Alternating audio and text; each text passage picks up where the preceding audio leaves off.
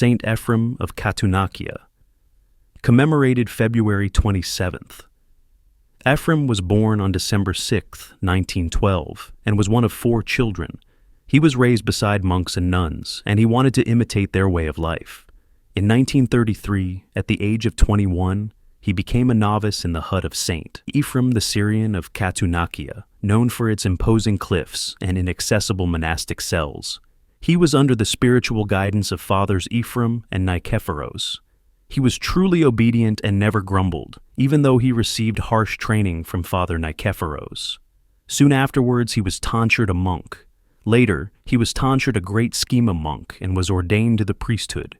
He became acquainted with Saint Joseph the Hesychast and his monastic brotherhood, with whom he developed a decades-long spiritual kinship. Saint Joseph the Hesychast also helped Ephraim on his ascetical path. Ephraim was made worthy of ecstasy during the divine liturgy, and he received from God the grace of discernment. Ephraim was known for his prophetic and charismatic gifts, and he was often likened to a biblical figure of the Old Testament. He was an ardent hesychast, one who practiced the prayer of the heart, noetic prayer. He extolled obedience as a pathway to humility and union with God. He placed himself under the guidance of Saint Joseph the Hesychast, from whom he learned the mysteries and spiritual ascent of inner labor and prayer, from the monk who became his father and whom he served as a son.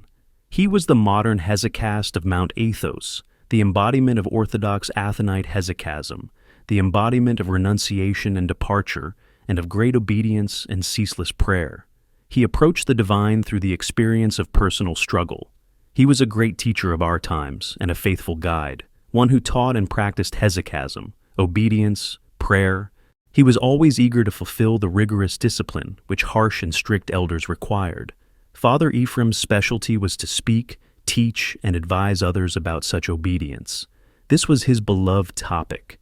On an almost daily basis, he would refer one thing to all and relate to all: obedience.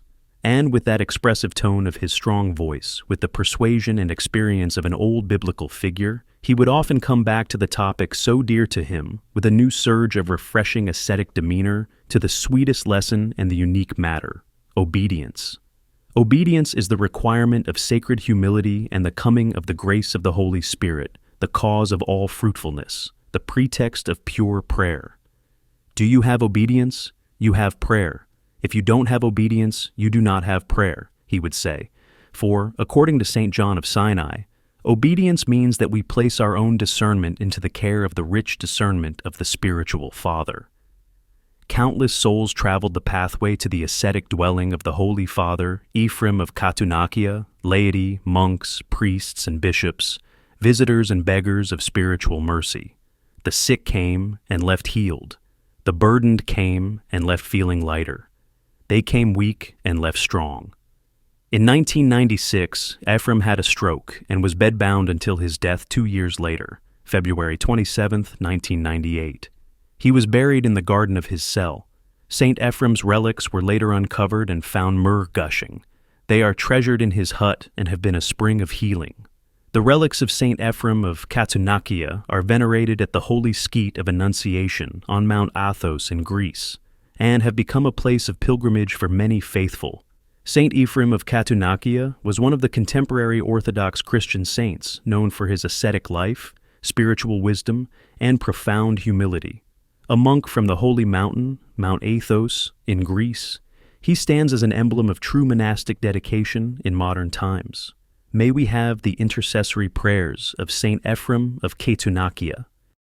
Kyrie eleison, Kyrie eleison, Kyrie eleison, Kyrie eleison, Kyrie eleison, Kyrie eleison, Kyrie eleison, Kyrie eleison, Kyrie eleison, Kyrie eleison, Kyrie eleison, Kyrie eleison, Kyrie eleison, Kyrie eleison, Kyrie